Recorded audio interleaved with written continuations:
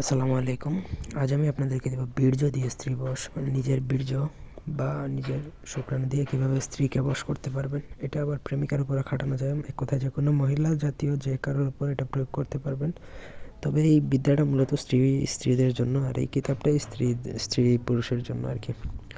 ব্যক্তিগত যে কোনো প্রয়োজন বা যে কোনো কাজের জন্য স্ক্রিনে দেওয়া নাম্বারে সরাসরি ফোনে বা হোয়াটসঅ্যাপে যোগাযোগ করে যে কোনো কাজ করাতে পারবেন, দেশে বা দেশের বাইরে থেকে। একটা মন্ত্র আছে, ওম নমো ভগবতে রুদ্রাক্ষ ওং চামুণ্ডে, তারপর একটা গ্যাপ, এই গ্যাপের মধ্যে নাম থাকবে মে বসমানয় সাহা। এই হচ্ছে মন্ত্র। এটার জন্য কিছু জিনিসপত্র প্রয়োজন, সেগুলো বলেছি।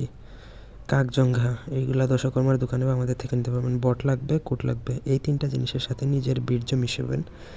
মিশানোর পর উক্ত মন্ত্র 21 বার জপ করবেন, জপ করে ফু দিবেন। ঠিক আছে, নাম সহকারে মন্ত্র পড়বেন, মন্ত্র পড়ে ফু দিবেন। যখন 21 বার জপ করে শেষ হবে, তারপর ওই মিশ্রিত দ্রব্য যেটা তৈরি হবে মন্ত্রপুত, সেটা আপনাকে আপনার স্ত্রীর জন্য করলে তাকে খাওয়াতে পারেন, অথবা যেই মহিলা বা যেই নারীর জন্য করবেন বা আপনার প্রেমিকার জন্য করলে তাকে যে কোনো খাবারের সাথে মিশিয়ে খাইয়ে দিতে হবে।